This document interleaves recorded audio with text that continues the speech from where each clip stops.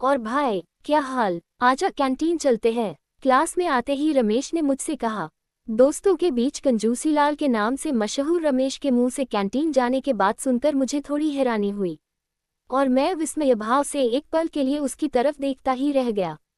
शायद उसको भी मेरी हैरानी का अंदाजा लग गया और उसने मुस्कुराते हुए कहा, अबे चल आज खर्च तेरा भाई करेगा, तेरा एक पैसा भी नहीं खर्च कराऊंगा, पक्का वादा रहा। आत्मविश्वास से सराबोर आज के इस रमेश की बातों ने मुझे प्रभावित भी किया और आगाह भी, ये जानने की उत्सुकता में कि आखिर आज बात क्या है जो रमेश खर्चा करने को तैयार हो गया। कंजूसीलाल के कंधे पर हाथ धरे मैं भी उसके साथ कैंटीन की तरफ चल पड़ा। मैंने कहा, क्यों बे कंजूसीलाल, आज के तेरे इस खर्चे का राज क्या है? कहीं ऐसा तो नहीं तू एक कॉफी के बदले मुझसे कोई काम निकलवाना चाहता है?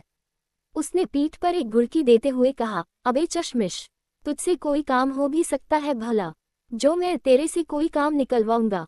मैंने भी उसकी खिंचाई करते हुए कहा, फिर भी बात तो कुछ जरूर होगी जो आज इस कंगाल की जेब से भी पैसे निकल रहे हैं। इस तरह एक दूसरे की टांग खींचते हुए हम कैंटीन तक पहुंच गए, जो कि हमारा अड्डा था। मैं सीढ़ियों वाले उस टेबल की तरफ बढ़ चला और रमेश काउंटर की तरफ। थोड़ी देर में 2 बर्गर और एक कोल्ड ड्रिंक की बोतल लिए वह टेबल पर आ गया। कोल्ड ड्रिंक की एक बोतल देखकर मैंने कहा, क्यों बे कंजूसीलाल, दिखा दी ना अपनी कंजूसी? उसने धीरे से मेरा चश्मा उतारते हुए कहा, मिस्टर चश्मिश, कोल्ड ड्रिंक और एक बर्गर तेरा है, मैं कोल्ड ड्रिंक नहीं पीऊंगा। हाँ, अगर मूड हुआ तो 1-2 घूंट मार लूंगा, वैसे भी इतना ज्यादा तो तू पी नहीं पाएगा ना। मैंने उससे टोकते हुए कहा, चल दे दूंगा 2 घूंट कोल्ड ड्रिंक के, तू भी क्या याद करेगा। चल बक, बात क्या है? बात शुरू करने से पहले ही उसकी आंखों में एक चमक दिखी और होठों पर मुस्कान बिखर आई। मैंने मजे लेते हुए कहा, ओए होए क्या बात, कंजूसीलाल की कंजूस आंखों में ऐसी चमक, दिल विल दे बैठे क्या जनाब, या फिर गुलाब का फूल दे दिया किसी कोमल कली ने? उसने झेपते हुए कहा, हाँ कुछ ऐसा ही समझ ले चश्मिश। ये बात सुनकर तो जैसे मेरे मन उत्सुकता उफान मारने लगी। मैंने उसे कुरेदते हुए कहा, कौन है वो मोहतरमा? रमेश ने कहा, यार नाम नहीं पता, लेकिन वो फर्स्ट ईयर में पढ़ती है। हाँ तो क्या, उसने तुझे प्रपोज कर दिया या तूने उसे गुलाब दे दिया? उसने कहा, यार तुझे तो पता है मुझे इन सब मामलों में डर लगता है, उसने ही मुझे ये खत दिया है। ऐसा कहते हुए उसने अपनी जेब से एक खत निकालकर मुझे दिखाया। मैंने उसके हाथ से फटाक से खत छीन लिया और खोलने लगा। उसने मुझे रोकने की नाकाम कोशिश करते हुए कहा, भाई यहाँ नहीं यार, पार्क में चलकर पढ़ लियो, मैं तुझे मना नहीं करूँगा, तू चाहे तो फिलहाल इसे रख ले, लेकिन यहाँ मत पढ़, अभी किसी ने देख लिया तो बात का बतंगड़ हो जाएगा। मैंने भी तपाक से कहा, तो फिर चल पार्क में। मैंने एक हाथ में कोल्ड ड्रिंक की बोतल उठाए और पार्क की तरफ बढ़ चला कि तभी घंटी बज गई। उसने कहा, भाई बेल बज गई, चल क्लास में चलते हैं, लंच टाइम में खत पढ़ेंगे। मैंने कहा, तुझे जाना है तो जा, मैं तो ये खत पढ़कर ही जाऊंगा, और मैं पार्क की तरफ तेजी से बढ़ने लगा। मेरे पीछे पीछे वही भी चला आया।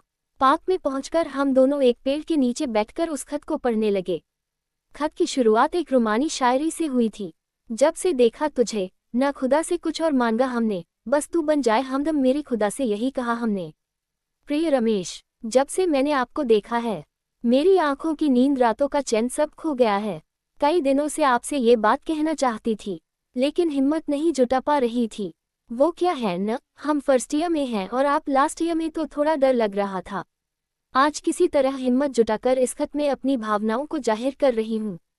मुझे आप बहुत पसंद हो। मैं नहीं जानती कि आपको मैं पसंद हूँ या नहीं, लेकिन फिर भी आपको अपना जीवन साथी बनाने की कामनी रखती हूँ। जैसा भी होगा, खत पढ़ने के बाद आप मुझे जवाब जरूर दीजिएगा। आपकी रिया। खत खत्म करते ही रमेशा के चेहरे की चमक और बढ़ गई और मेरी फिनकी पड़ गई।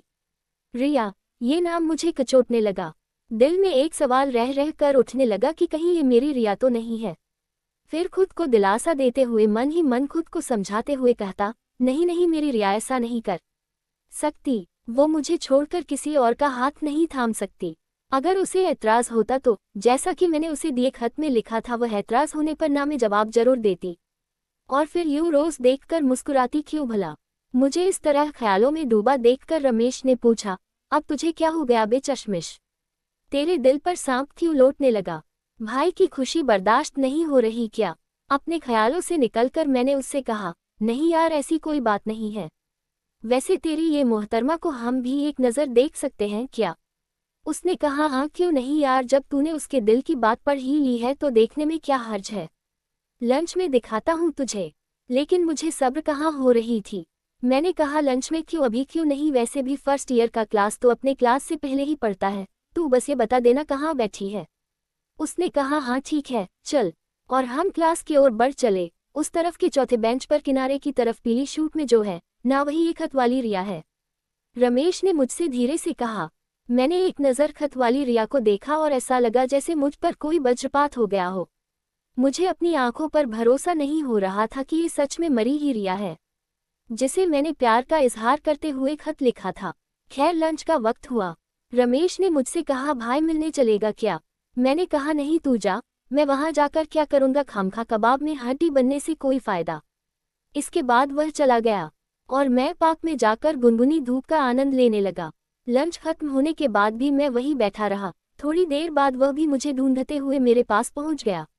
उसने कहा नहीं मेरे साथ कुछ नहीं हुआ, तेरे बारे में सोचकर थोड़ा उदास हो गया था। उसके मुंह से यह बात सुनकर तो मुझे 440 वोल्ट का झटका लगा। मैंने कहा मेरे बारे में सोचकर क्या मतलब है तेरा। उसने कहा रिया ने मुझे सब बता दिया है चश्मिश। रात से पर्दा उठाते हुए उसने कहा पता है चश्मिश, रिया तेरे से कभी प्यार ही नहीं करती थी। वो तो हमेशा तुझे बड़े भाई की नज़रों से देखा करती थी। उस दिन जब तुमने उसे खत दिया था ना, तो उसे बड़ा आश्चर्य हुआ था और खत में तेरे इजहारे मोहब्बत को पढ़कर उसे बहुत बुरा लगा था।